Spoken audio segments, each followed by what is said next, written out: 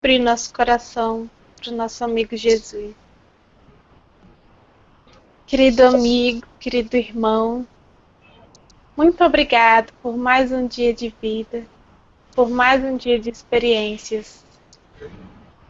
Obrigada por estarmos reunidos aqui hoje,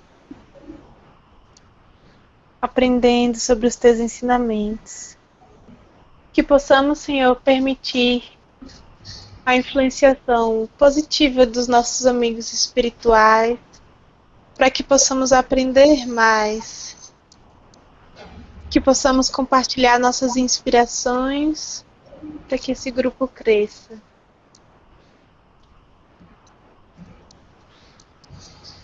Assim seja, Senhor.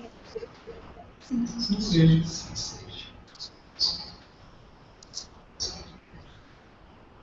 Então hoje nós vamos falar sobre o capítulo 7 de Mateus, versículo 12. É o coração do Sermão do Monte, ainda do Sermão do Monte, né? Uma das passagens mais conhecidas do Evangelho inteiro, né? De Jesus. E é muito importante mesmo a reunião de hoje. É pena que tem umas pessoas ausentes, mas aqui está cheio de espíritos também, muito querendo conhecer, querendo também aprender com a gente, né? E participar também, né? Quem sabe? Infelizmente, sem médios aqui ainda, que eu saiba, né? Então, as ideias a gente vai falar. Mas na intuição com certeza. Então, Diego, você fique com a palavra para direcionar se você quiser. A gente vai caminhando aqui, mas se você quiser fazer uma consideração inicial. Pronto, ok. Deixa eu ver. Eu acho que você pode ir puxando a reunião, porque... Não, tá bom. Tava com um pouquinho de eco, mas agora eu não tô mais ouvindo eco, não. Oi? Compreendi. Eu vou tirar... Você está ouvindo o eco ainda? Eu tava ouvindo um pouco de eco, mas... eu tô ouvindo ainda um pouco de eco. Pode ir direcionando a reunião, porque aí quando eu quiser comentar, eu comento, é melhor. Tá certo? Tá certo, Diego, beleza. Então, vamos aí ao roteiro, fizemos a nossa prece. A poesia do Valdo. Não tem. Interessante que não tem. Tem a imagem, tem a citação, mas não tem a poesia. Tá vendo aqui? Estamos ao vivo para toda a rede mundial de computadores, rede universal, né? Isso. E não tem a poesia do Valdo, né? Pode ser que a gente estava cogitando que fosse um erro da editora também, porque tem a figurinha, tem a passagem, mas não tem a poesia. Ou talvez, brincando aqui, a passagem já seja uma poesia, né? Então, vamos passar diretamente para a leitura da perícope. E aí eu vou pedir para a João começar a ler e a gente vai circulando. Claro. Mateus 7,12, na tradução de Armando Dutra. Assim, tudo quanto quereis que os homens vos façam, assim também fazei vós a eles, pois esta é a lei e os profetas. Na versão da Bíblia de Jerusalém, é a mesma passagem de Mateus. Tudo aquilo, portanto, que quereis que os homens vos façam, fazei vós a eles, pois esta é a lei e os profetas. E essa mesma passagem aparece em Lucas, né? Lucas escreve, no meio da escrita dele, coloca essa passagem, 6,31. Tradução de Haroldo. Como quereis que os homens vos façam, da mesma forma fazei vós a eles. E no Jerusalém, como quereis que os homens vos façam, fazei também a eles. A única diferença, né, é que Lucas não tem o trecho final, né? Isso, pois esta é a lei e os profetas, exatamente. A lei e os profetas. Talvez aí, não tinha nem pensado, mas você falou olhando, né, aquela ideia de Mateus escrever com o público hebraico, né, e Lucas escrever para os gentios, né. Então, para Mateus seria mais pertinente ele reforçar a questão da lei dos profetas, né. Ele tá dialogando com a tradição judaica. Então, está dizendo, tudo que os profetas disseram, tudo que está escrito na lei, se resume em fazer aos outros o que a gente gostaria, né? Lucas não coloca isso porque, em tese, na cabeça dele não ficasse assim, aquela ideia de eu estou falando com um judeu, eu estou falando com um judeu. Então ele ficava mais. Em tese, ficava mais aberto, né? Não ficava tão preocupado em dialogar com a tradição judaica. Pode ser uma das explicações. Eu não sei se tem uns slides, mas tem justamente sobre isso que você está falando. Tem um comentário de Haroldo que ele disse que, e também acho que o próprio Hugo comentou naquela nossa conversa com ele, que a Torá, na verdade, a Taná é dividida em.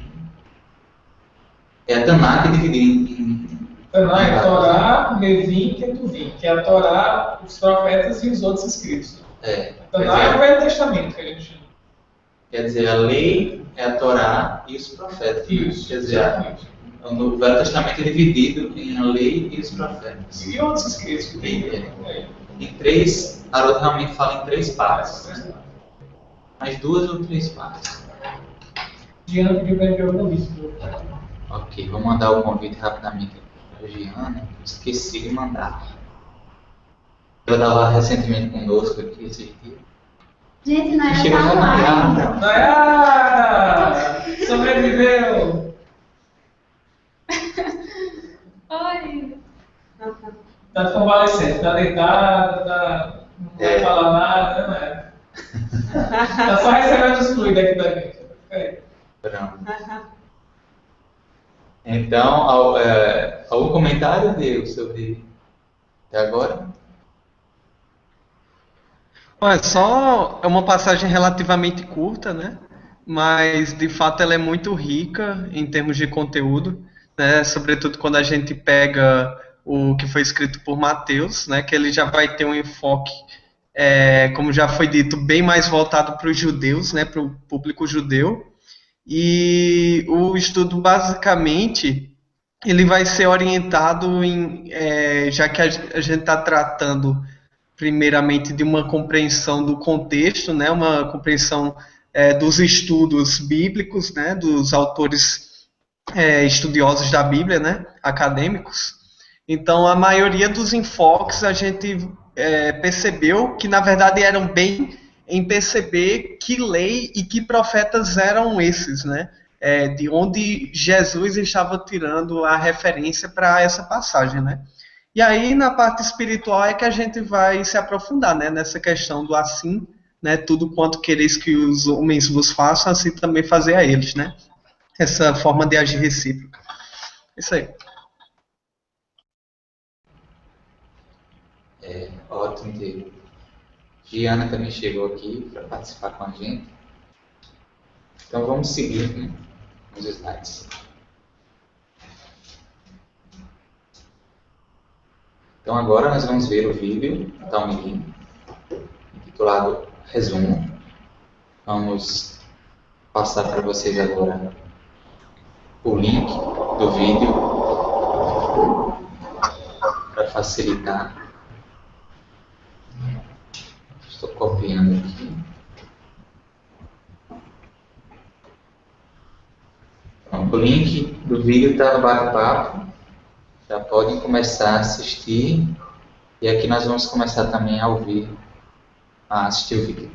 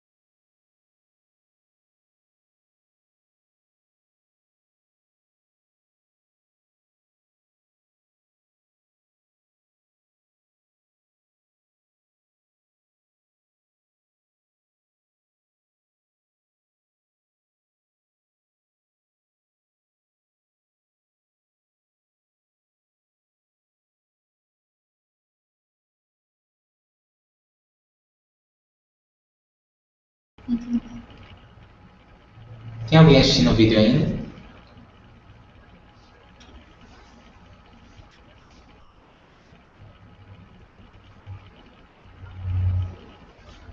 Nayara já terminou, a Regina, Lili também, Diego também. Falta Giana. Ok, ela deu um ok, né? Diana deu ok. Então, gente, muito interessante, como sempre, os vídeos do René Kivitz, né? E aí, o que vocês podem comentar sobre esse vídeo, sobre o que ele nos trouxe? Eu achei muito interessante quando ele disse que assim, a gente não sabe o que os outros querem, né? Nem o que a gente quer muitas vezes, a gente se auto-desconhece, esse é o grande problema. Todos nós é a falta de autoconhecimento para aquilo que é mais essencial. Então, assim, quando Jesus fala, fazer aos outros o que você gostaria que os outros fizessem a você. Né? Mas não, eu queria que todo mundo, todo dia, me trouxesse uma barra de chocolate. Não é isso que ele está dizendo. Né? Eu queria que todo mundo me desse sempre todas as vagas do estacionamento. Não é isso. Assim, são essas coisas bem só para mim. Né? É aquilo, pelo menos a minha visão, aquilo que é um bem geral, como o René falou, ser tratado bem, né? Ser respeitado, ser reconhecido como pessoa, não ser menosprezado, assim, não ser tratado de uma forma desatenciosa. É questão da ética, como ele disse, né? Isso é um código moral, assim, ético que serve para todos os tempos, assim, todas as espiritualidades têm essa ideia, né? Não é algo só de Jesus e do judaísmo. Então não é fazer a vontade do outro nos desejos bem pessoais, né? É você tratar bem com o ser humano. Dar atenção, dar cuidado, né? Aquilo que é relevante. Não os nossos desejos pequenos, que isso aí seria tratar o outro como uma criança do lado, né? Tudo que você quer, o pai vai dar tudo. Não pode fazer isso. É o tratar bem como pessoa, pelo menos eu entendo assim. E é a nossa referência de justiça, né? Ele disse, exatamente. Porque a gente não tem a capacidade de, como Jesus tinha, de analisar outra pessoa completamente, entender as circunstâncias e o que é que ela merece receber ou não receber.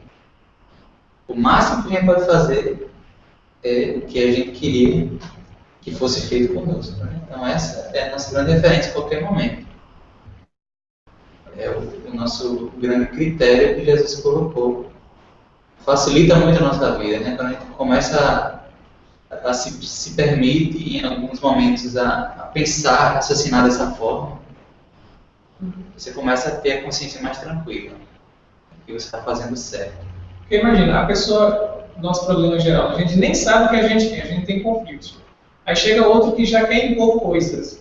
Então, eu gostaria que alguém viesse fazer isso comigo, né, me impor coisa, quando eu nem eu descobri o meu problema. Então, se o outro tivesse paciência, me escutasse, era isso que eu queria dele, que ele tivesse paciência, compreendesse a minha humanidade falha, né?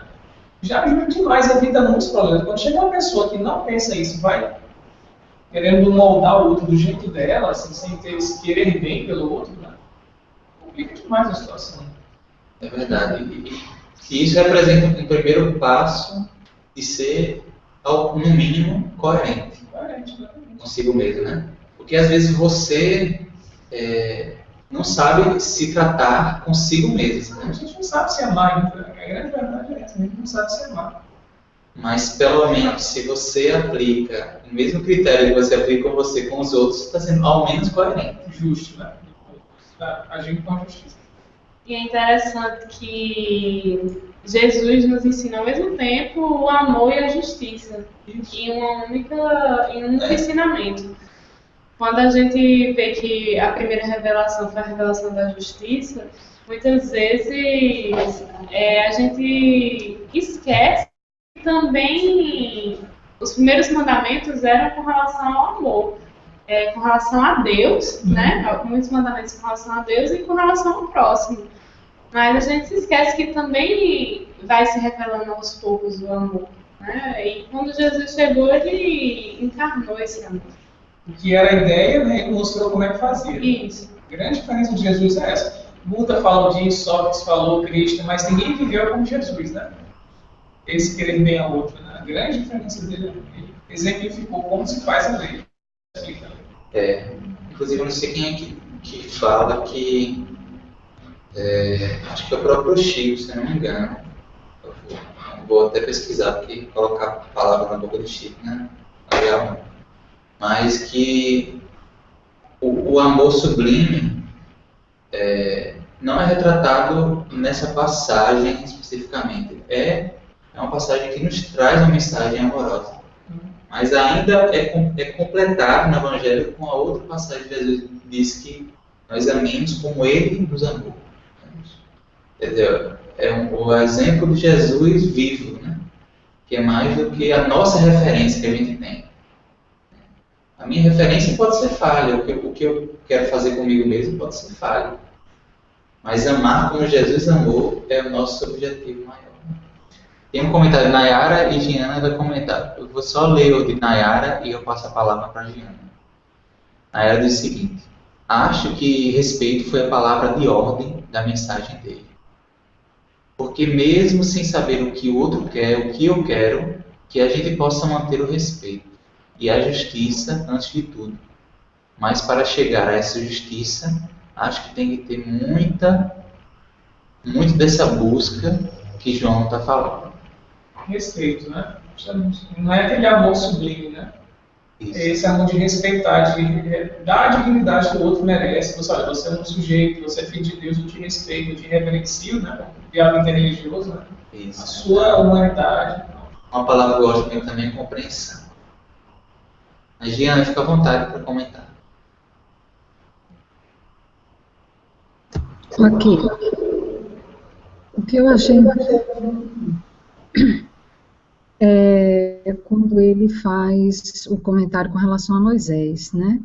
A primeira revelação. Então, eu achei bem interessante essa questão, né? Porque, como ele mesmo fala, né? As pessoas acham que Jesus veio dizer uma coisa nova, quando na realidade ele estava dizendo o que Moisés já tinha dito, né? Não só o que Moisés já tinha dito, mas assim o que outros pensadores antes já tinham colocado, como Aristóteles também falou a mesma coisa, né? Confúcio falou a mesma coisa. Só que tem uma característica legal, é que Jesus positivou essa frase. Nossa, é muito legal, né?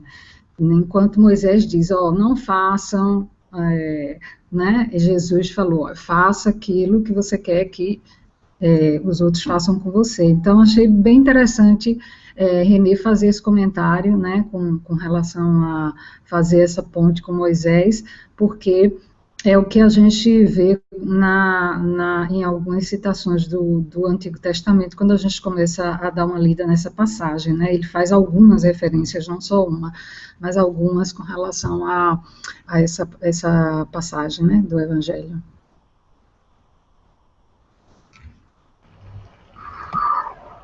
É verdade, é verdade. E mais alguém quer comentar alguma coisa?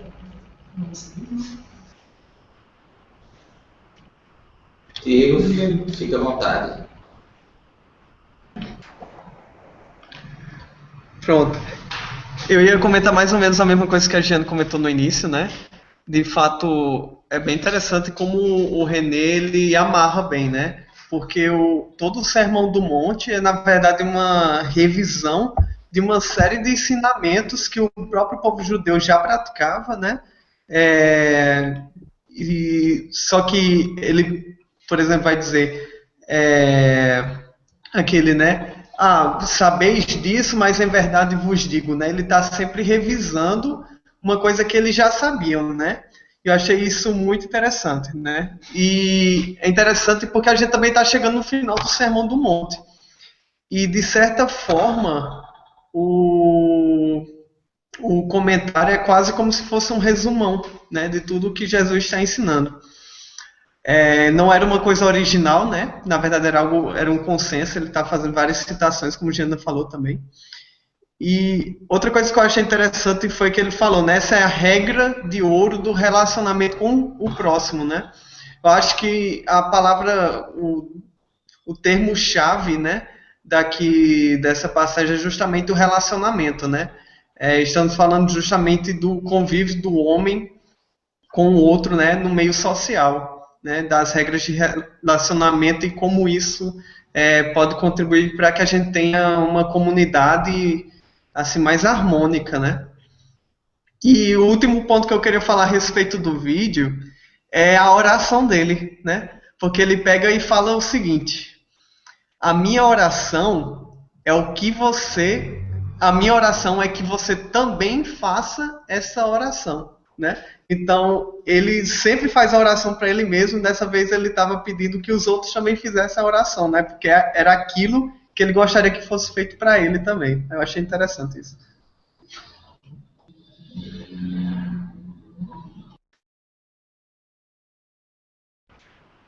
Regina quer fazer um comentário? Pode fazer, pode ficar à vontade, viu, Regina? Agora, por enquanto, nós não estamos lhe ouvindo. Você está sem áudio agora, viu, Regina? Você consegue ativar o áudio? Deixa eu ver se eu consigo por aqui. Ativar. Pronto. Opa, agora saiu.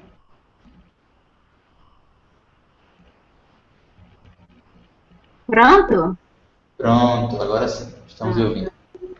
Tá. Então eu quero voltar aqui na colocação que foi trazida no versículo. Portanto, tudo o que vós quereis que os homens os façam, fazei-o também vós, porque esta é a lei dos profetas. Então, esse portanto, nós podemos dar uma marcha ré aí e ver o que Jesus estava dizendo anteriormente. Ele fez aí uma colocação do filho que pede o pão ao pai, e esse pai não vai lhe oferecer algo de ruim. Então, eu quero trazer a reflexão aqui para cada um de nós, que Jesus está mostrando neste parâmetro que esse pai de amor, né, que nos oferece coisas boas, que também temos aí um modelo, enquanto a missão de paternidade e de maternidade, de nós também aprendermos esse exercício na nossa família, né, na relação pai, filho, né, em todos esses contextos, porque não há diferença pela questão do contexto do papel social que desenvolvemos, né, enquanto pais ou filhos, mas é essa relação primeira de pessoa para pessoa, que do pai desejar coisas boas para o filho, e a recíproca também é verdadeira. Então, a gente vê que os relacionamentos humanos, nós vamos estar começando a aprender na nossa família, né? Com os nossos primeiros laços de relações humanas e sociais. E vejo que isso é muito importante, porque Jesus está nos situando aí um modelo para que a gente possa criar esse hábito também, né? De nos educar nas relações sociais, familiares. E a partir daí, vamos também criando uma base para aprender a relacionar com as outras pessoas, porque nós ainda temos muitas dificuldades de compreender que todos nós somos irmãos, né? Então, os laços consanguíneos, nós começamos a estabelecer essas amarras aí de aprendizado dos relacionamentos, e vamos depois partindo, então, para os relacionamentos, né? Fora da família consanguínea. Então, é uma regra básica que a gente percebe aí, que de fato, né, a gente acha bastante oportuno ter dito que é a regra de ouro, porque é a base da relação humana em todos os sentidos.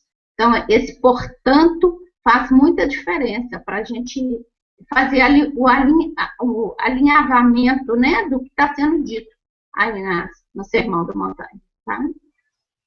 Era isso. Obrigado, Regina, pelo comentário. Realmente tem muito a ver.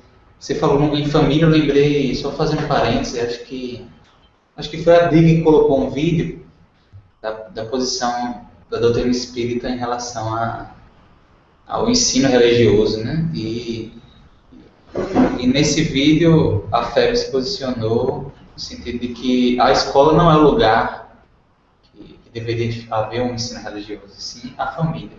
A família é responsável pelo núcleo religioso, pela formação da pessoa humana, né? ensinamento moral, ético, é onde essa regra de ouro deve ser aplicada primordialmente, né? Então, é muito bom o seu comentário. Vamos agora seguir em frente no próximo slide. Eu acho que a Regina caiu, deixa eu mandar o convite novamente aqui.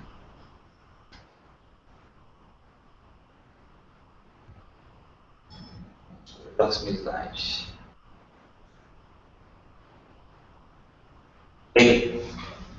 Quem lê?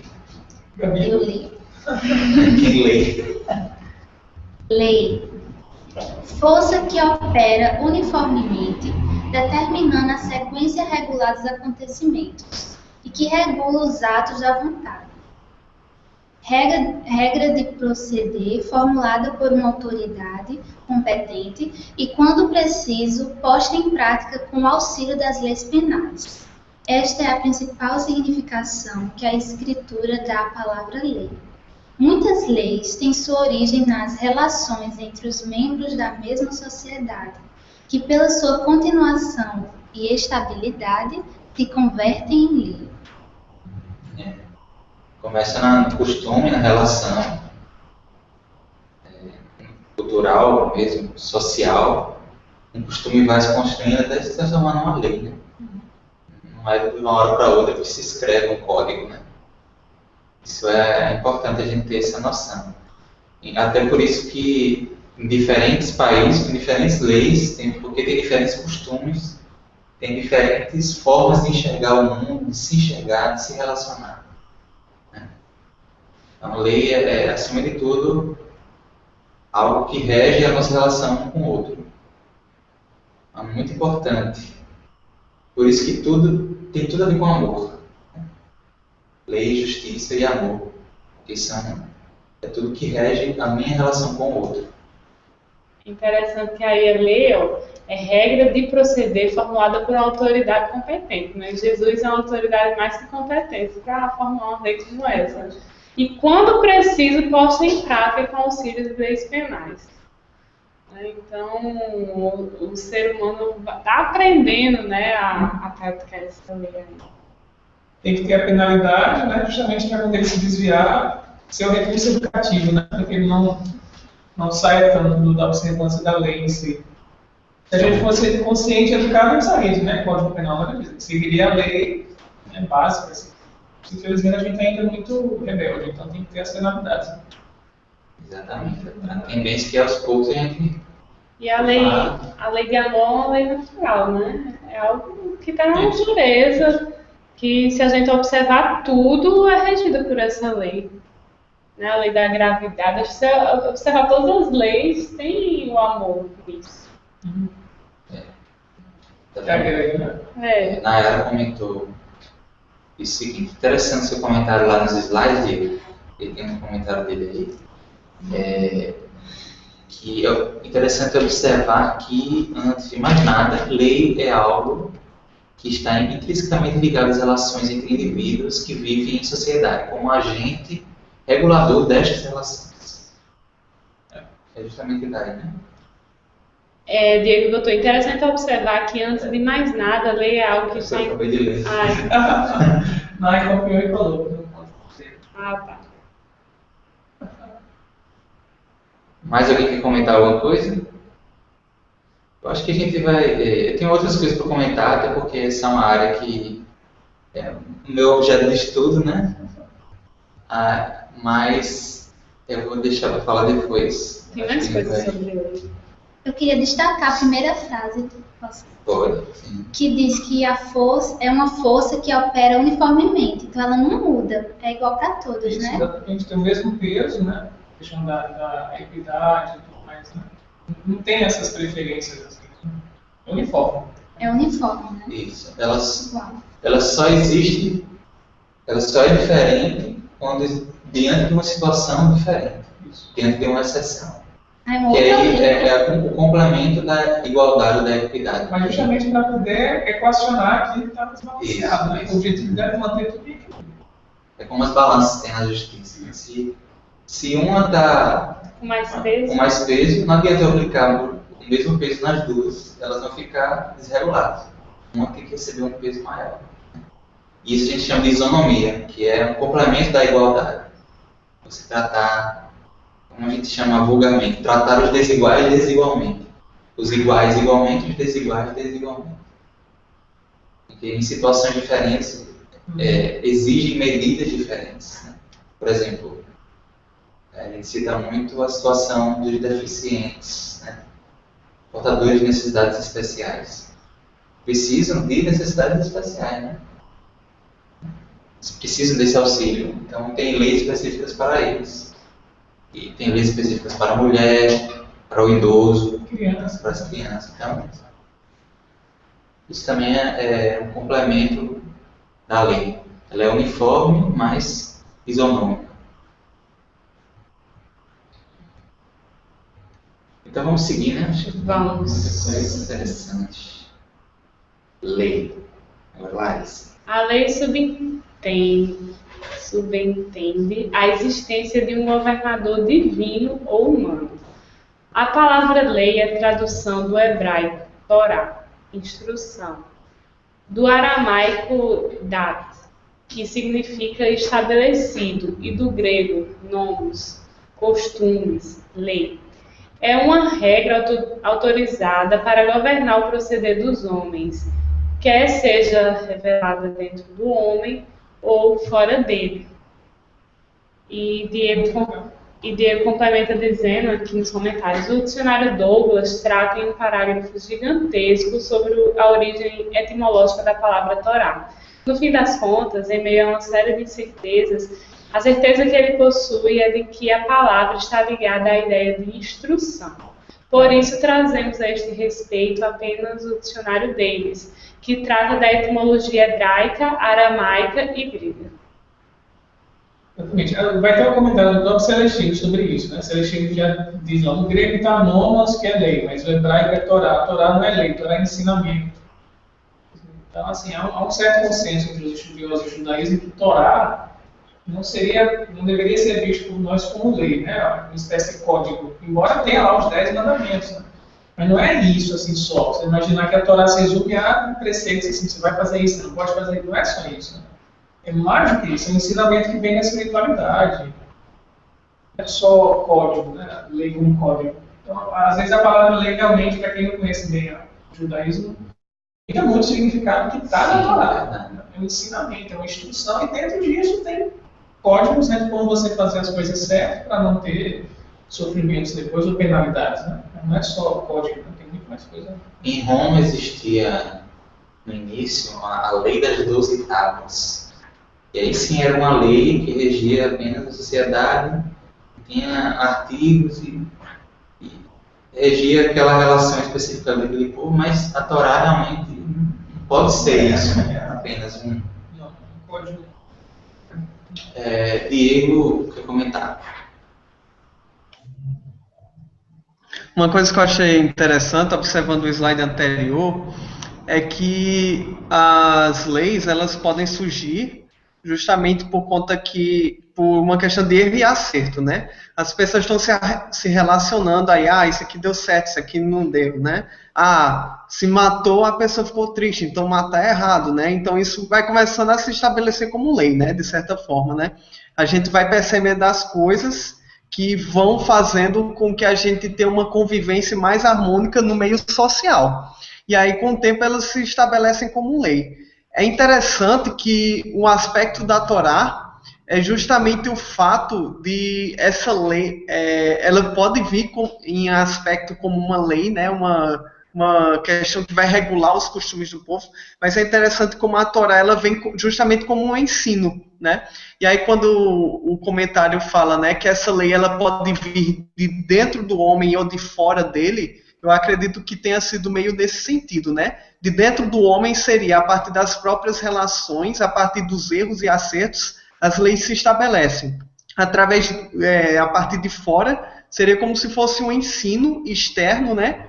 Que meio que já prevê o que é que pode acontecer, né? Com o homem de errado, caso ele siga esse caminho, e que acaba se estabelecendo como lei, mas que tem um caráter mais divino, né? Como se fosse uma revelação.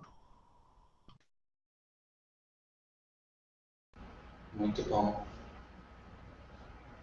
É isso mesmo. Mais alguém quer comentar alguma coisa? Ok, então vamos seguir com os slides. Agora eu faço a leitura e depois a gente passa para os internautas. Lei no Antigo Testamento.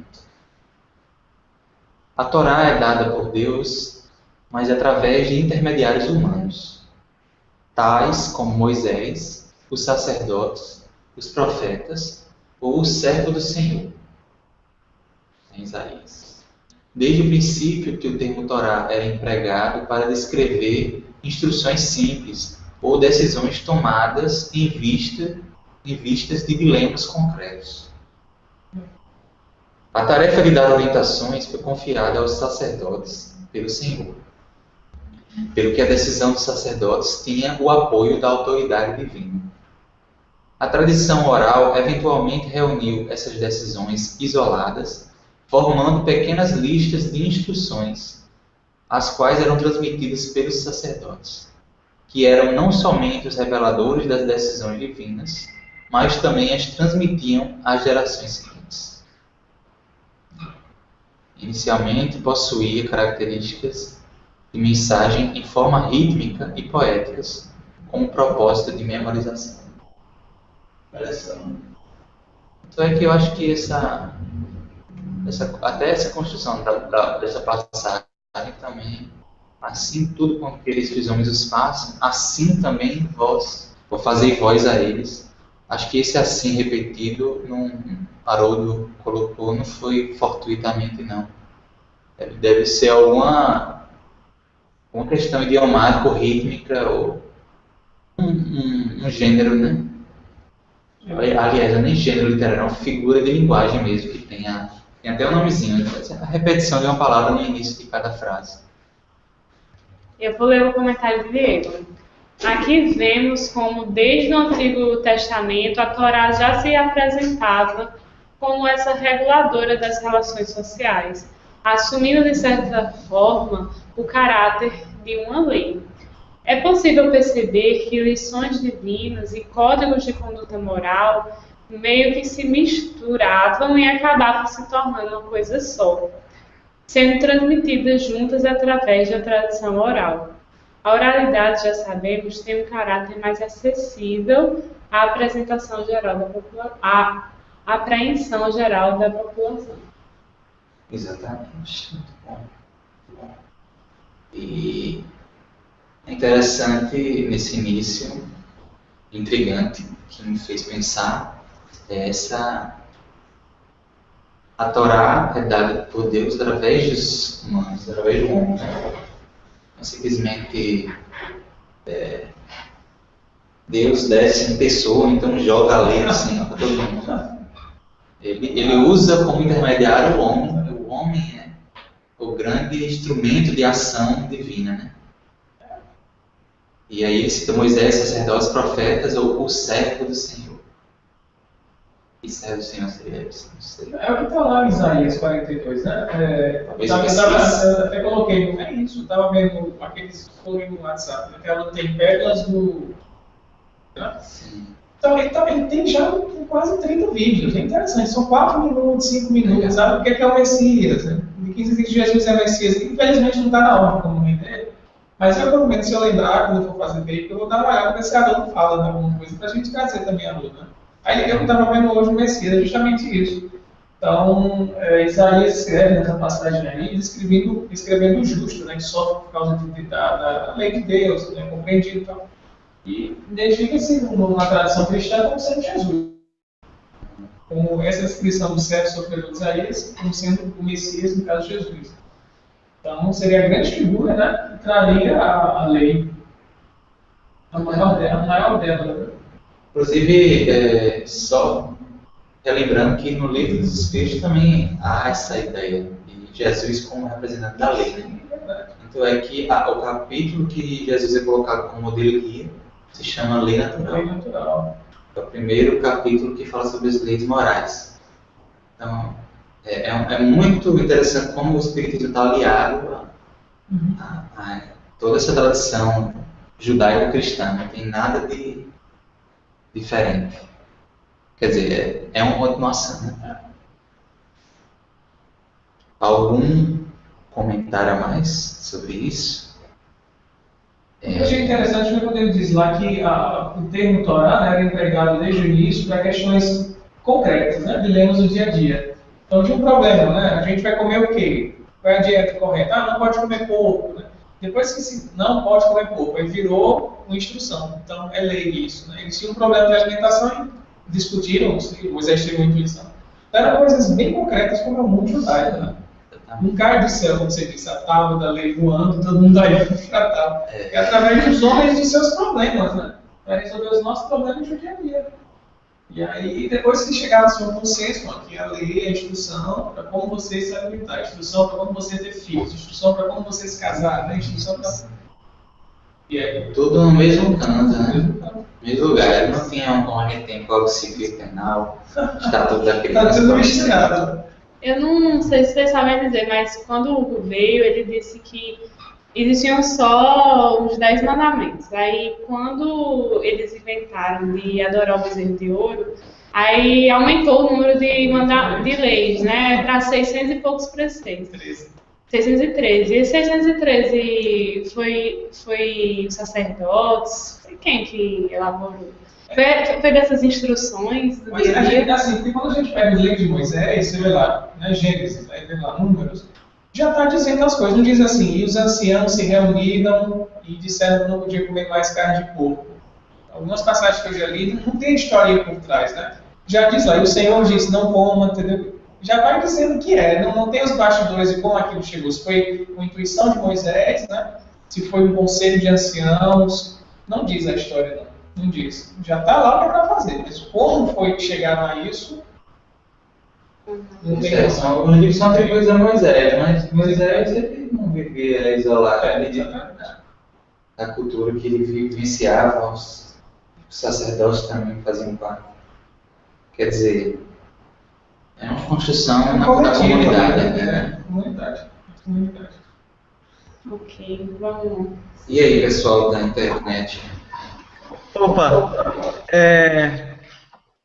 tem um comentário bem interessante quando Larissa falou sobre essa questão da modificação das leis, que é um comentário que está dentro do Davis, que eu não coloquei nos slides, mas que eu acho que caberia aqui falar, que eu acho bem interessante. Deixa eu ver se eu encontro. Aqui, ó. Lá fala mais ou menos assim, ó. Acho que está associado ao próximo slide, né? Mas eu só coloquei um trecho, né? Aí o Davis fala uma coisa assim: essas leis, porém, foram livremente modificadas à medida que as circunstâncias se alteravam. Moisés foi o primeiro que as reformou. Davi e os reis as aumentaram. É interessante, né? Que Moisés ele recebeu essas leis, né? Aí ele já as moldou para os homens, né? Tanto que, por exemplo, se você for ver em termos legais, o que vingava mesmo eram os 10 mandamentos, né? E aí depois, ao longo dos tempos, Davi e os reis foram aumentando esses mandamentos até chegar nesses 613. Então, na verdade, foi uma coisa progressiva, acredito eu, né? Que tenha se transformado ao longo do tempo. Até chegar nesse 613, que eu acho que já é uma proposta farisaica mais ligada à escola de Shammai, né?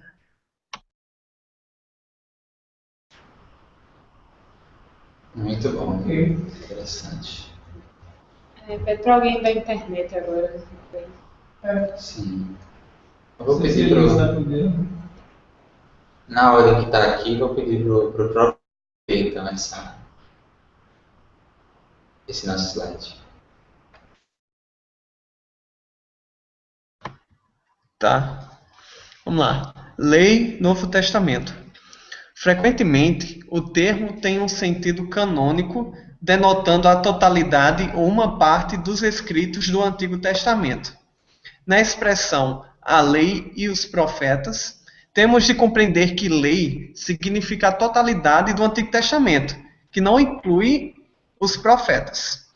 No sentido ainda mais restrito, essa palavra é empregada para denotar o Pentateuco em distinção das outras duas principais divisões do Antigo Testamento, né, que seriam justamente os profetas e os escritos. Não sei exatamente, João acabou de falar, né? Ou fez Ismael. Aí, o termo lei, precedido de artigo definido e sem outro adjunto que lhe modifique o sentido, refere-se a todo o Antigo Testamento em geral. Porém, emprega-se mais frequentemente para designar o Pentateuco. Comentário de Davis. Eu não entendi esse sentido. De quê? De ler o artigo definido na frente. Pronto, eu fui ver justamente isso aqui, né? Tem a ver até que a gente discutiu outra vez sobre o Espírito Santo. Então, como a gente viu no slide, um dos slides, em grego, leia nomos. Isonomia seria a mesma lei, né? Isso é a mesma coisa. Aqui está honomos, que é a lei. Tem um artigo aqui, né? Eu teria que ver as outras passagens que aparece essa palavrinha. Eu, particularmente, não fiz a pesquisa, mas o Douglas está dizendo, né? Deve aparecer essa palavra nomo sem o artigo. Então, seria a lei, no sentido geral. Quando ele coloca o artigo, seria a lei toda, né?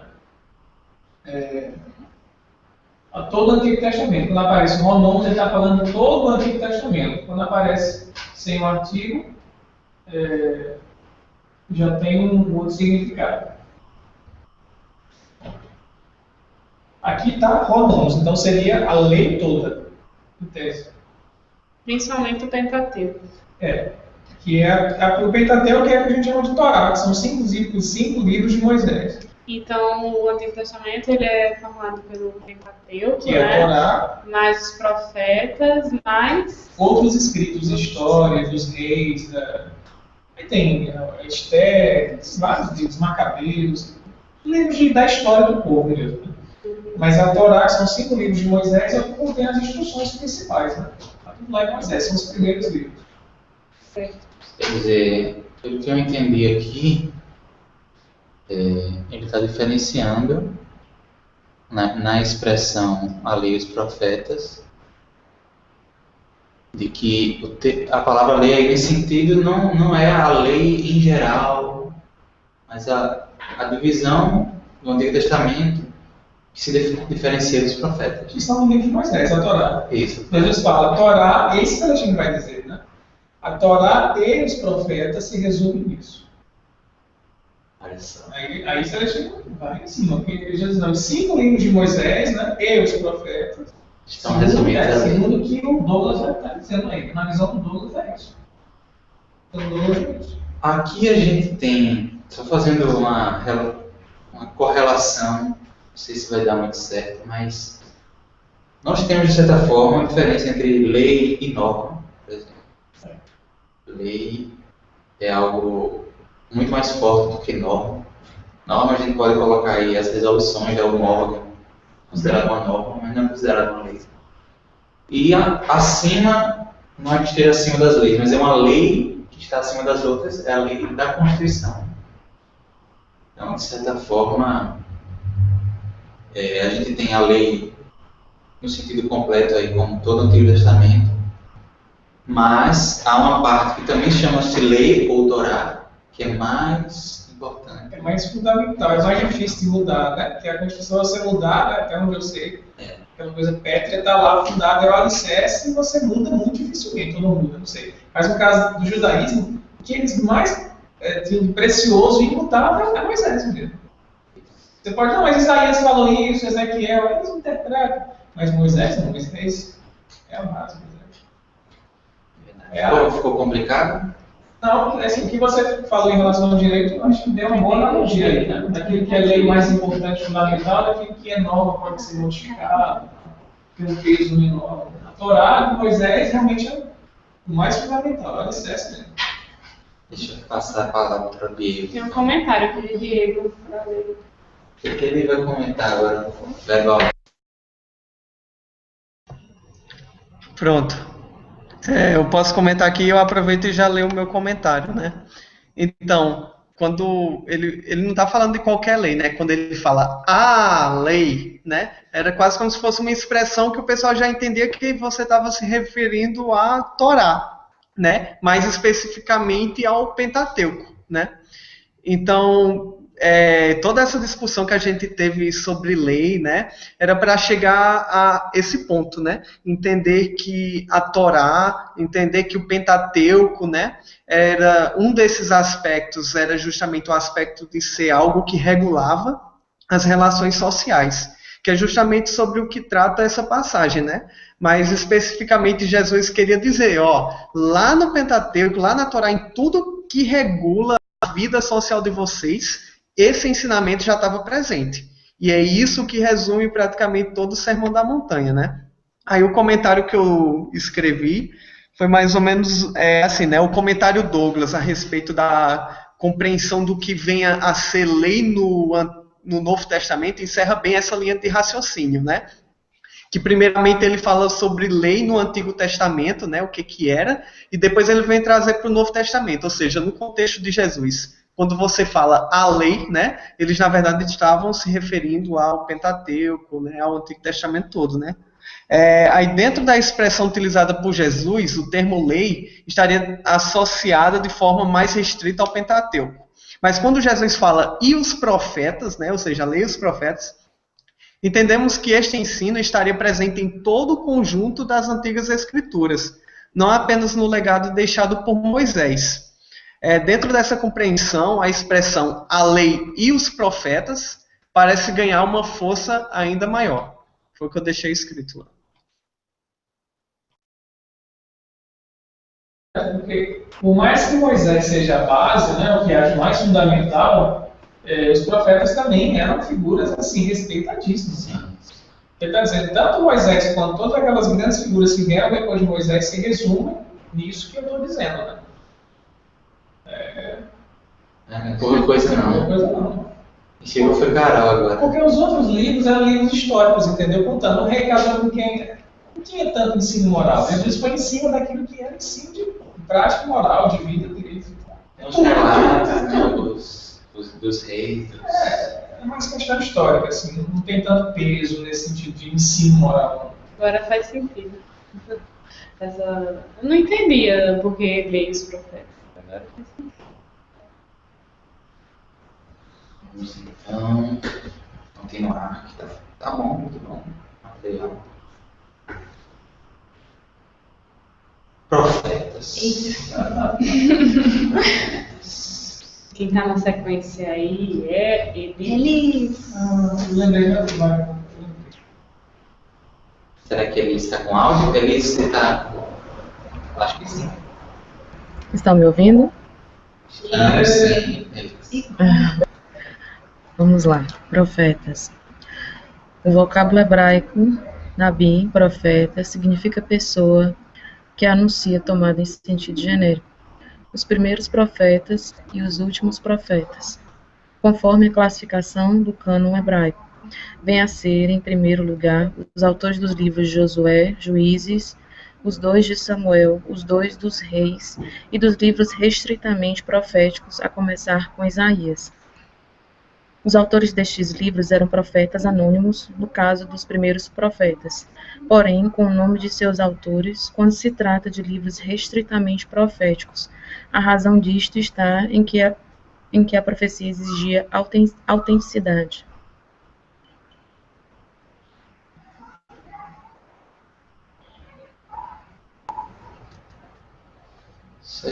Só entender esse finalzinho. Eu também não entendi. Os autores desses livros eram profetas anônimos, no caso dos primeiros profetas. Porém, com o nome de seus autores, não se trata de livros estritamente proféticos. Você pega Josué, né? O livro de Josué. Josué foi quem deu sequência, até onde eu lembro, à missão de Moisés. Moisés morre, não entra na Terra Prometida, e Josué vai ser o líder, né? Então, no livro dele, tem muita coisa histórica também, sabe? Da guerra que eles travaram e tudo mais. Então, assim, esses livros, né? Josué, Juízes, Reis, Samuel, não fala só de coisas proféticas, assim, de ensinos, né? De anúncio, e assim diz o Senhor. Você pega o livro de Isaías, está assim. Assim diz o Senhor, aí ele dá uma lição. Jeremias, eu vi o Senhor e ele me disse. É algo assim bem direto, o profeta anunciando, né, até o termo que o David coloca lá, o profeta é aquele que anuncia, traz uma mensagem de Deus. Então, nesse livro de Josué, Juízes e Reis, não só tem esses anúncios de Deus, não, tem outras coisas lá que se falam. E não há uma figura assim, como aquele profeta. Se você pega Isaías, é só Isaías dando lição moral. Toda hora. Jeremias, é só Jeremias dando lição moral. Ezequiel, é só ele dando lição moral. Então, o sentido no final é esse, né? Deu para entender? Tem os primeiros e os últimos profetas. Esses primeiros profetas, é o que está dizendo, tem não só profecias, né? Tem história. Não tem aquela figura, né? Quem é que está ali? Quem é o profeta? Claro, assim, anônimos, né? Não tem um nome do profeta no nome do livro, como Josué. Entendi. Queria fazer uma pergunta. A gente pode dizer que Jesus foi um profeta? Com certeza. E aí, exatamente, Kardec, ele coloca aí, né? O sentido lá do Nabi era o que anunciava, mas Kardec fala disso ele fala missão dos profetas do Evangelho, né? Sim. A Kardec diz, a gente comumente tem a ideia de que o profeta é aquele que adivinha o futuro, né? Que diz alguma coisa. Mas profeta é aquele que revela a lei de Deus. Muito mais. O sentido espiritual do profeta é aquele que revela a lei de Deus. Então, Jesus foi o grande profeta, na verdade. Foi o profeta dos profetas. Porque realmente, o profeta não é só aquele que faz premonição. Adivinha as coisas. Kardec nos ensina isso. E tem um comentário de Aleu interessante em uma palestra dele que ele diz o seguinte, que o profeta é algum ser humano que teve um momento de epifania, imagina, uma experiência assim, marcante para você, espiritualmente falando. Às vezes um sonho que a gente tem, né? E você volta e você tem que relatar. Como deve ser difícil isso, né? A gente às vezes esquece muito facilmente dos nossos sonhos, né? Da nossa experiência espirituais. Né? No Apocalipse. Isso, então, é uma experiência espiritual fortíssima que eles têm, e agora eles têm que relatar. Por isso, a dificuldade da gente entender e a importância da gente compreender o contexto do ser humano. Porque é um ser humano falando sobre coisas divinas, acima de tudo. Tem o filtro dele, né? Tem a visão que ele teve da experiência espiritual. Então, isso deve ser considerado. Pergunta se Diego quer ler o comentário dele. Vou falar Quer ler, Diego, o comentário? Não, Larissa, tu podia ler, Larissa. Posso? Ele já escreveu lá. Certo. Larissa pode ler, porque aí fica mais claro. Tá bom. Acredito que não caberia aqui trazer à tona um estudo mais aprofundado sobre o que vem a ser um profeta. Foi. Legal, a gente estava até se aprofundando aqui. É verdade. Pois sabemos que esta discussão é muito pano para manga. Demais. Ismael, por exemplo, tem uma palestra inteira pronta apenas sobre profecias. É verdade. Por essa razão, nos restringimos a trazer a classificação canônica judaica dos profetas, mostrando que venham a ser dentro das escrituras e complementando a ideia do slide anterior. Todos estes que são citados acima são considerados profetas, mesmo que não sejam anunciados de forma explícita como tal. Livros como o de Jonas ou Isaías são apenas referenciados como proféticos, por terem como temática central as suas profecias. Davis, o dicionário Davis, ainda destaca terem existido grandes profetas como Elias e Eliseu, que nada escreveram, mas que são considerados por alguns escritores modernos como profetas orais. Dentro dessa lógica, os profetas poderiam significar algo ainda mais amplo, além do que estava contido nas escrituras, mas inseridos na tradição oral da época. Olha só, amplia a visão, mas ainda. E que eu acho que assim, a visão mais essencial é de Kardec, né? O profeta é aquele que revela a lei de Deus. Aí tem o verdadeiro e tem o falso. Aí a gente tem que saber. Eu tive um sonho, tive uma experiência. Será que se é Deus que está falando com você mesmo ou foi um espírito, né? Inferior, né? Ou é outro problema isso. Mas é quem revela as coisas divinas é profeta, que traz a lei. E reconhece o verdadeiro profeta pelas suas atitudes morais. É isso que a lei vai dizer, exatamente. Pelo fruto que ele dá. Pelas suas palavras e ações. Isso. Quer dizer, que diz e que pratica. Mas como Deus disse, que isso aqui vai longe. Mas o essencial a gente falou, o essencial é isso. Agora é Giana. Pra gente.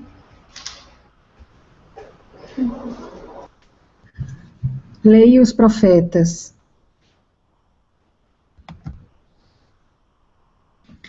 Chaplin, seguindo a maioria dos tradutores, coloca a frase grega ho monois kai profetai e traduz como a lei e os profetas. Já vimos que a tradução correta é Torá e os profetas, pois Torá não é lei, e sim revelação ou ensinamento.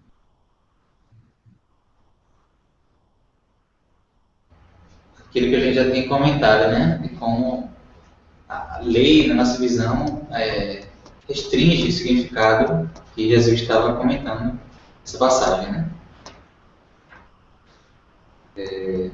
Mais algum comentário, gente, sobre esse trecho? Tem alguma nova ideia? Tem. O comentário do Celestino pode ser pertinente por ajudar a entender que lei remonta aos ensinamentos escritos na Torá. Se entendermos, entretanto, que esta revelação ou ensinamento possui uma repercussão sobre a vida de toda uma comunidade, se moldando na forma de códigos de conduta que se estabelecem ao longo do tempo, poderíamos dizer que lei é um dos aspectos da Torá. Isso. Exatamente. Tem também esse aspecto de lei de regulação, né, de ordem, mas não é só isso. Né? É mais Mais abrangente, exatamente. Ensino, revelação, instrução. Onde é que ele regular as coisas? Comentário de Celestino, nosso querido Celestino. Fazendo parênteses aqui, é muito importante que ele mantenha referência a Celestino. Ele traz contribuições incríveis, né? Porque o que a gente vê às vezes nos netos em geral terminam ficando apenas em Haroldo. E a palestra, engraçada, a palestra de Haroldo no semestre, foi... A primeira meia hora dele foi só assim, pare de me adorar. Ele quis dizer, assim, levantou a cadeira. Que realmente estava complicado, né? Até Ivanildo comentou comigo também sobre essa questão. Não está gravando aqui, não vou nem comentar muito, agora que eu vi que está sendo gravado. Depois eu comento com vocês, mas é importante a gente ter esses... A gente sempre procurou fazer isso, né? Isso. A gente sempre se policiar em ter essa visão ampla para construir o nosso pensamento. Não apenas através da visão de Haroldo, de Celestino, ou de Pastorino, ou do próprio Emmanuel apenas, né? Fazer esse controle universal do ensino dos espíritos, sejam eles encarnados ou desencarnados. Só esse parênteses que é importante.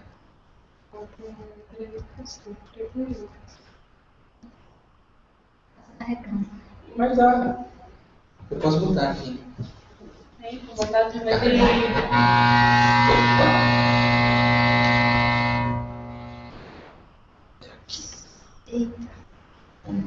Voltou. Pronto, agora Lili, você poderia ler? Oi. Tá ouvindo? Poderia ler? Regra de ouro. Essa máxima de comportamento era bastante conhecida desde a antiguidade, especialmente no judaísmo. Carta de Aristeu.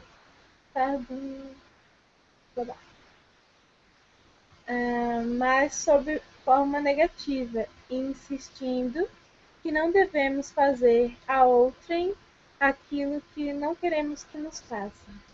Jesus e, depois dele, os escritos cristãos dão a essa máxima uma forma positiva, que é bem mais exigente. Tobias 4,15. Não faças a ninguém o que não queres que te façam. Levíticos 19:18. Não te vingarás e não guardarás rancor contra os filhos de teu povo. Amarás o teu próximo como a ti mesmo. Eu sou... não consigo ler. Não estou conseguindo ver essa palavra. Enfim, isso aqui.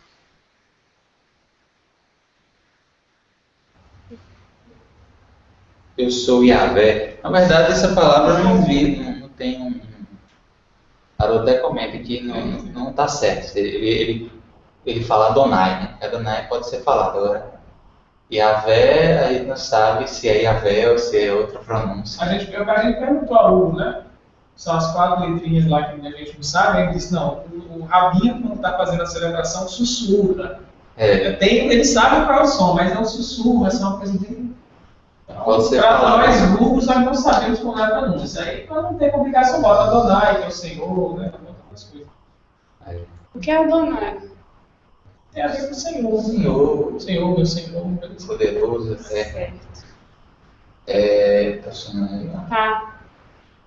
O comentário de Diego, ele diz o seguinte: o ensino trazido na perícope de hoje, de fato, não era novo. Notemos como ele já se encontrava no Pentateuco e nas lições de outros grandes mestres. Observamos aqui apenas uma antiga lição sobre uma nova roupagem.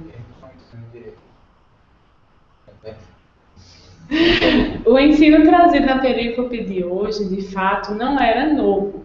Notemos como ele já se encontrava no Pentateuco e nas lições de outros grandes mestres.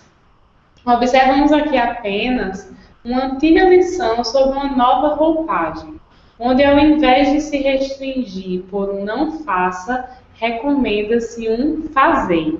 Talvez por isso possa ser entendida como mais exigente, pois a responsabilidade da conduta recai sobre os nossos ombros.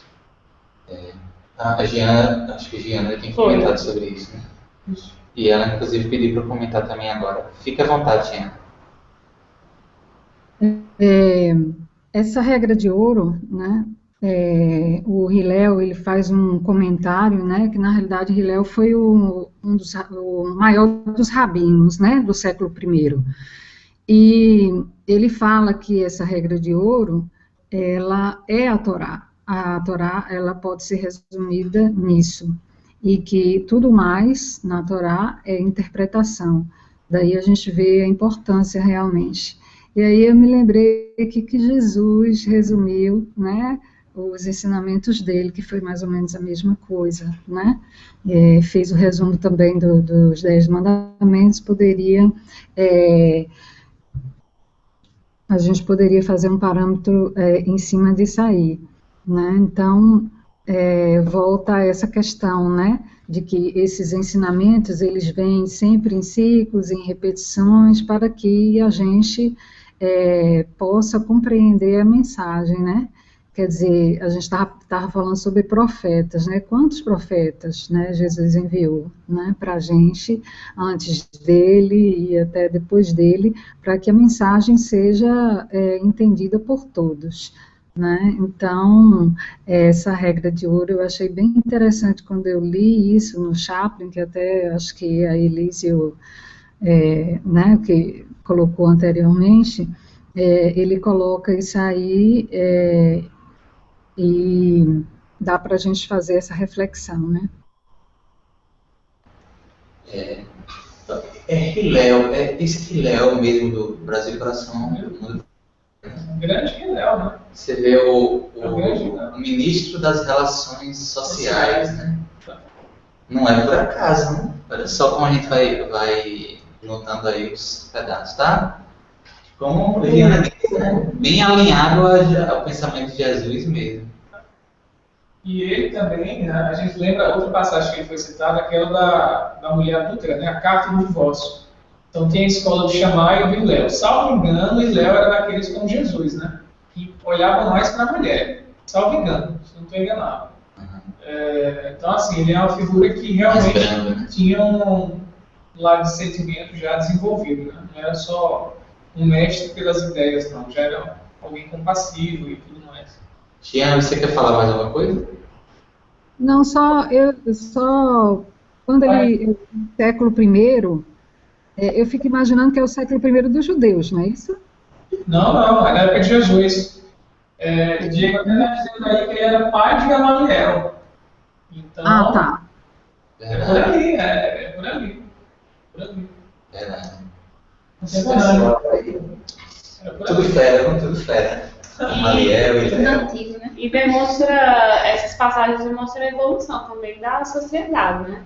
Em uma época, só em a sociedade não fazer, já estava no lucro. Isso. Mas teve uma época, né, que amadureceu e já podia fazer, né? Então, esses ensinamentos estão sintonizados, mas foi evoluindo conforme também amadureceu. A gente precisa, na infância, ouvir muito não, né? Quando você é menor, não faça, bota o dedo na tomada. Depois são orientações que o pai vai dar olha, você pode fazer isso, né? Na adolescência. Aí você vai arcar com as suas consequências, se você não fizer. Então, são orientações para cada fase da evolução da humanidade, né? Temos mais 3 slides e 3 pessoas para ler, então vai dar certinho. O próximo é Nayara, você pode ler?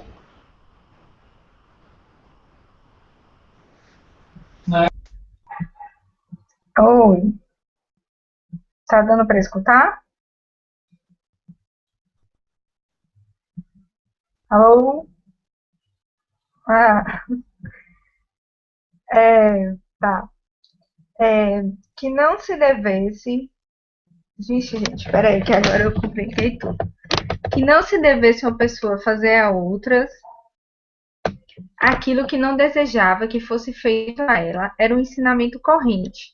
Aparece no livro judaico de Tobias e na doutrina do mestre judeu primitivo Hillel, assim como nas fontes gregas.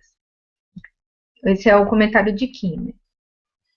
Aí está exposta a chamada regra de ouro do ensinamento de Jesus, que resume o conjunto da Torá e os profetas, exprimindo um pensamento essencial da mensagem de Deus. No judaísmo, os rabinos apresentam este mesmo ensino sob uma forma negativa. Não faças com o próximo o que tu não gostaria que te fizesse. Este é o ensinamento de Hillel, que se encontra no Talmud da Babilônia. Esse é o comentário de Celestino. Só você vê como falando Hillel de novo, ou Elio, né? No livro também está Elio. Que é a pronúncia, uma é a pronúncia... Essa é a pronúncia hebraica, né? Elio é a versão islâmica. E Diego... Não, só recapitulando, assim, quem foi Hillel nos diversos livros que a gente sabe, né? A gente já falou dele no livro Brasil Coração do Evangelho como ministro das relações sociais de Jesus chama ele para que ele reencarne como Henrique de Sagres, que vai construir a escola naval que vai fazer com que o Portugal vá fazer expedições com as caravelas para as Índias, né? As Índias, entre aspas, que vão bater aqui no Brasil. Você vê, olha só. E também o pai, ele era... o pai de Gamaliel, né? O pai de Gamaliel, né? Que é mestre de Saulo. Está em Paulo Estevam, né? Só para a gente saber quem era Hillel.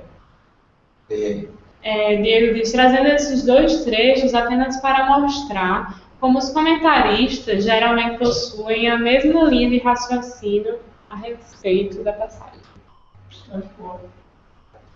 Ok. E agora, Regina. Você pode ler, Regina? Ele falou assim, ele ainda encarna mais uma vez no Brasil também. Não sei, talvez você esteja confundindo com Dom Pedro II, né?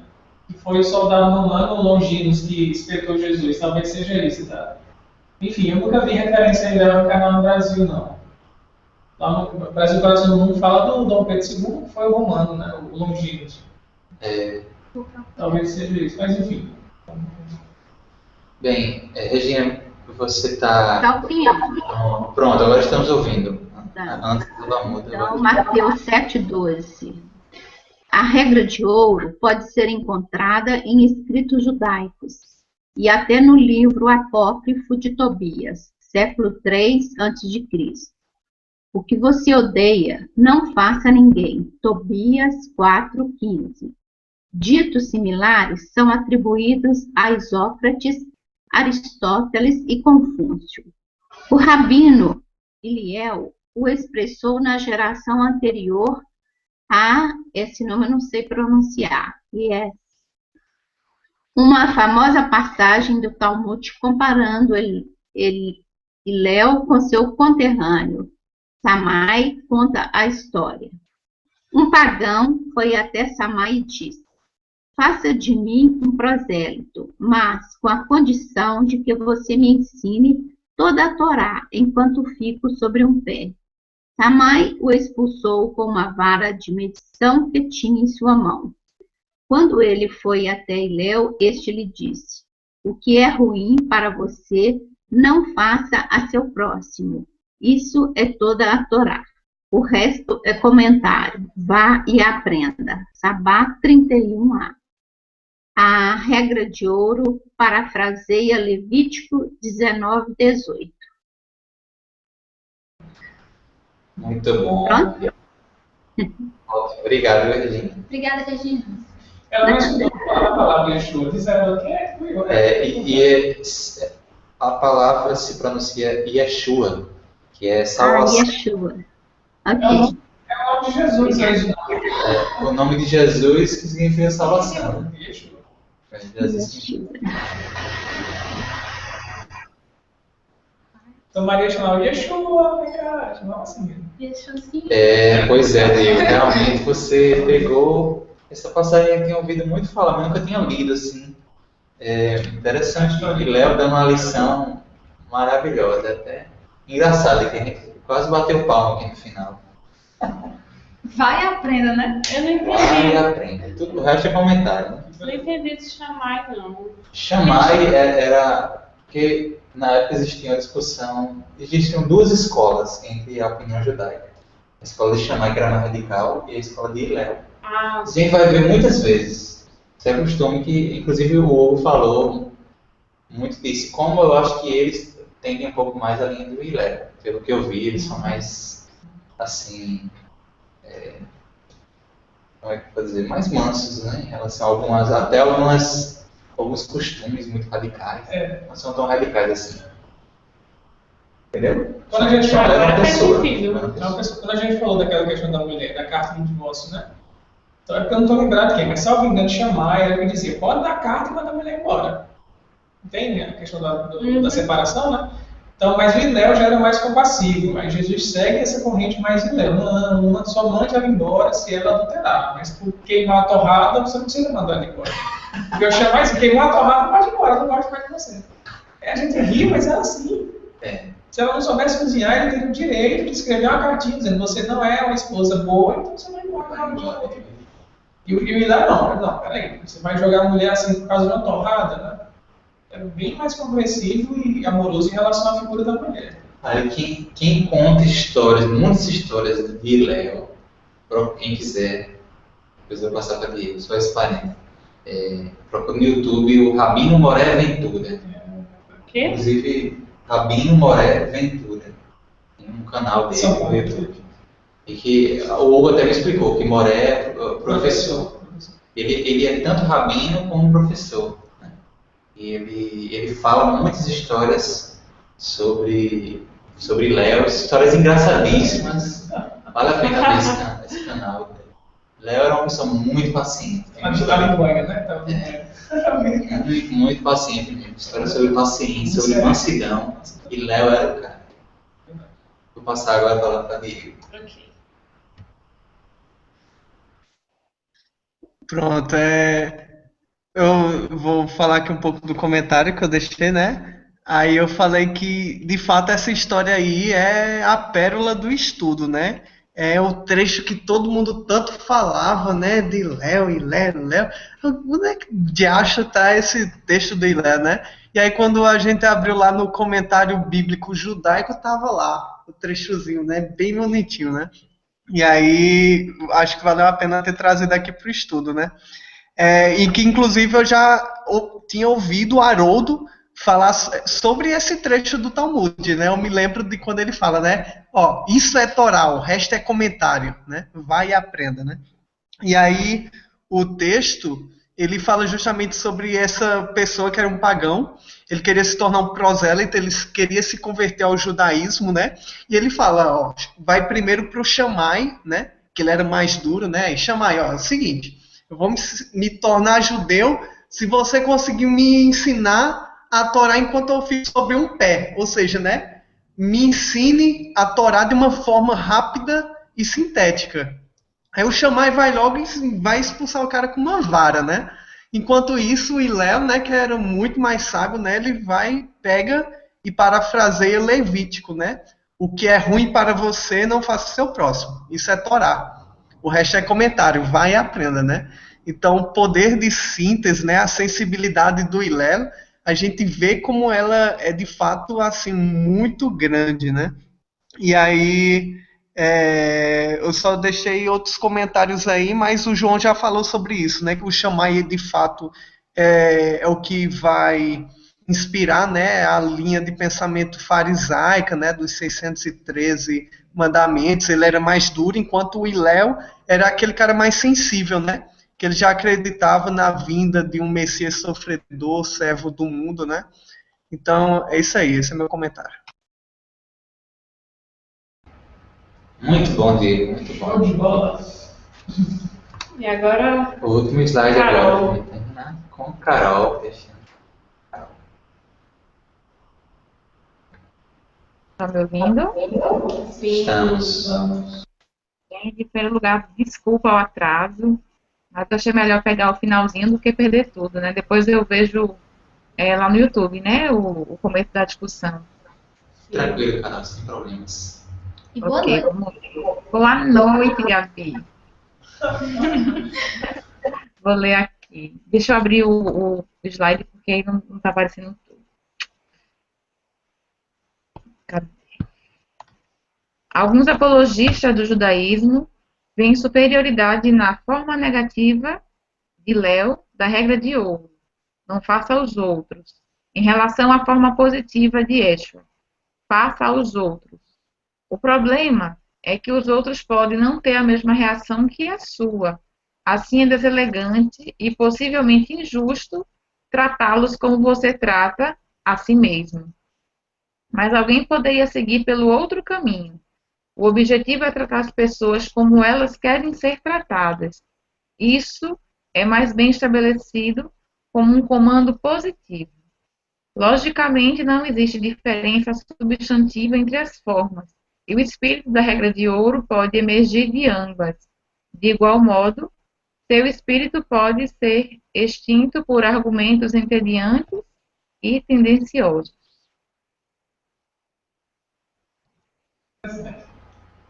O interessante é quando você pega o escrito pelo escrito, né? Jesus fala, faça aos outros que você gostaria que fizessem a você. Então, eu não sou muito de abraçar pessoas. Eu chego no canto e fico quieto. Então, eu não vou, porque eu não gosto que as pessoas venham me abraçar, eu não vou abraçar ninguém. Ou, pelo contrário, se a pessoa gosta de ser abraçada, ela vai ser abraçando todo mundo. Quem gosta de abraçar e vem me abraçar, para mim vai ser meio chato isso, porque eu não gosto disso. Então você pode, às vezes, fazer tudo que você gosta, causar uma situação embaraçosa para ele. Porque você não sabe o que ele gosta, como disse o René, né? E você não fazer, você já evita certos constrangimentos. Eu não vou fazer porque eu não gosto, né? Mas isso é uma questão de palavra. Como ele fala, o espírito da coisa é muito mais de querer bem ao outro. Não é fácil dar um chocolate, dar um abraço. Então, se prender essas questões de fazer isso, fazer aquilo, não é isso. Verdade. É um detalhe que, como o próprio texto vem dizer, que o significado geral é o mesmo, né? A regra é o mesmo. Mas o Diego precisou sair, né? Foi. Vai ter que que diz, o objetivo é tratar as pessoas como elas querem ser tratadas, né? Eu tenho que me colocar no lugar do outro, né? Como é que eu gostaria de ser tratada? Né? A gente tem que se transportar para perto da outra pessoa. Compreendendo o lugar do outro. É. Até porque, às vezes, a pessoa tem uma preferência que eu não gosto. Se a gente for levar isso ao pé da letra também, eu vou dar uma comida, por exemplo, que eu gosto, mas a pessoa não é que gosta. A grande questão, como o Stern falou, isso é interessante, porque quando você lê, parece que é isso. Né? Eu tenho que fazer o outro que eu gosto. Então, se eu gosto de comer sushi, João, coma sushi. Não, eu odeio sushi. Não, você vai comer o que eu gosto, você vai comer o sushi. Mas não é isso que... Imagina, Jesus ia falar isso na Léo, questões assim, bem pontuais. Nada, porque ele vem a outra como pessoa. Porque, veja bem, eu estava pensando assim, nós queremos dar o melhor pra gente. Quando a gente vai partir um pedaço de bolo, você vai partir o maior pedaço para você, né? Então, a gente muitas vezes peca pelo excesso, pelo egoísmo, pensar muito na gente. Quando ele diz, faça aos outros o que você gostaria que fizessem a você, é porque faça o melhor. É isso. Melhor. Não é assim, dê isso, dê aquilo, não são coisas assim pontuais, né? É no sentido geral, é respeitar o outro, é querer bem ao outro, é ouvir o outro, é se colocar no lugar do outro. Tem um comentário de Diego aqui também. Ele disse o seguinte, que o comentário assim não é tão importante. Notamos apenas o quanto podemos tornar boa ou má uma lição segundo o nosso bom ou mau olhar. Entretanto, já ouvi falar que, segundo a psicologia, ordenações positivas tendem a ser mais efetivas que as negativas. Por exemplo, ao invés de não se esqueça das chaves, lembre-se das chaves seria mais efetivo para a memorização. Aí ele falou, Carol pode comentar isso. Olha aí, ela mesma comentou. Não, olha isso. Não, porque tinha saído o drone, né? O drone agora voltou. Fala aí, Carol, os positivos. Bom, essa afirmação de Diego eu desconheço. Mas o que eu sei é que mesmo uma afirmação negativa é interpretada positivamente pelo cérebro. Por exemplo, se eu falar, não pense no elefante, você teve que pensar no elefante, né? Aí eu não sei se cognitivamente existe uma diferença significativa na memorização. E eu acho que em alguns contextos a proibição ela marca mais, né? Sim, quando alguém fala não faça tal coisa, talvez impacte, depende do contexto, enfim. É relativo. E às vezes pode falar. Desculpe. Eu ia falar que nesse sentido de faça tal coisa ou não faça tal coisa, o mais importante, no meu entendimento, é a intenção, né? Se você faz com a intenção de colocar o outro numa posição confortável, até se você não conseguir obter esse resultado, porque eventualmente para você era muito bom e para o outro não era, né? Mas o que vai fazer a distinção aí de fato é a intenção. Verdade. Tem esse lado da intenção. Por exemplo, nesse mesmo exemplo que a gente falou da comida, né? Se a gente colocar de outra forma, dá para aplicar. Por exemplo, se eu sei que a pessoa gosta de determinado alimento, eu não gosto, mas eu gosto de comer o que eu gosto. Isso. Então a outra pessoa vai comer o que ela gosta de comer. Então é a intenção e o fato de aplicar o ato de compreender o outro, de se colocar no lugar do outro, como a gente já comentou.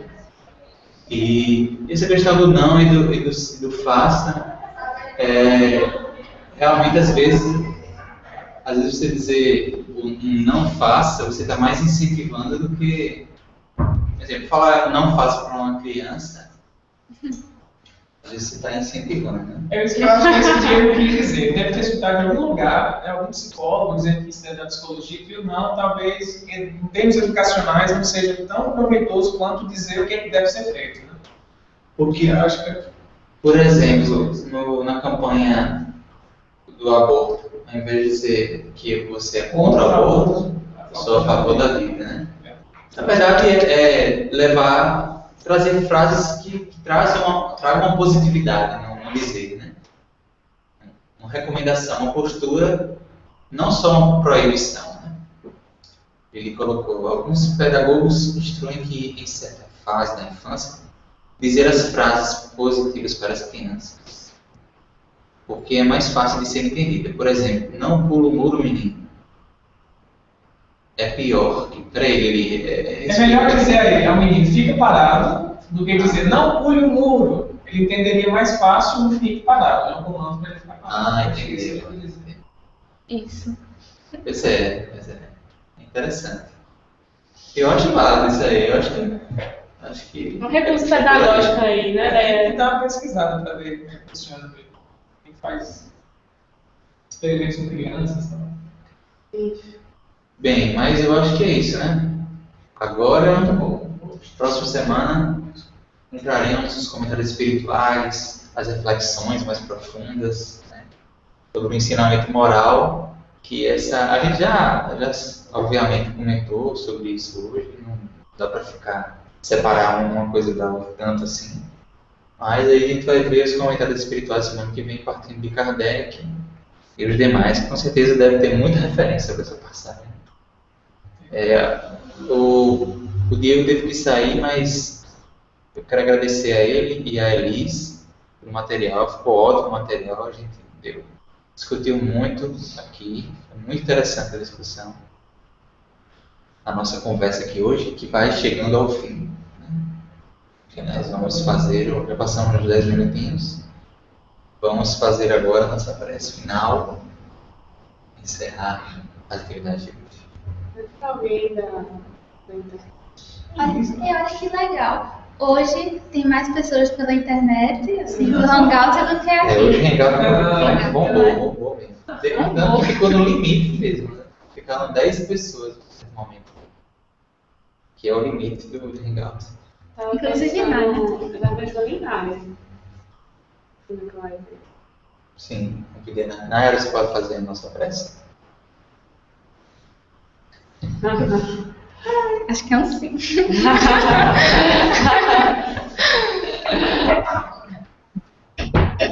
Tá me escutando? Sim. Tá, primeiro só agradecer rapidinho a Elisa e o Diego por terem me substituído, mesmo na pressa, assim, eu acho que valeu muito a pena, né? E obrigada mesmo aí. Então tá, vamos lá. Mestre Jesus, amigo, companheiro de todas as horas, obrigada mais uma vez por estarmos aqui reunidos em busca dos teus ensinamentos, da tua luz, trazendo a tranquilidade para os nossos corações. Que os ensinos de hoje possam ser internalizados, que aprendemos cada vez mais a respeitar, a amar os limites do nosso próximo, para lembrarmos que somos de uma comunhão só. E que estejamos sempre voltados a Ti, Mestre Jesus. Obrigada, e que possamos ter uma semana de paz e estarmos reunidos mais uma vez nos próximos estudos. Assim seja. Assim seja. Aquele abraço. Você vai dar um abraço na história. Mas vamos se apertar. Dá pra tocar as cabeças hoje. Valeu, gente. Ei, vai sortear isso aqui? Botou aqui pra lembrar? Eu não preparei. Boa noite, menino. Foi lindo hoje. Beijo, Lili. Beijo, Tiana. Tchau, gente. Tchau, gente. Próximo, a gente prepara um sorteio. Até a próxima.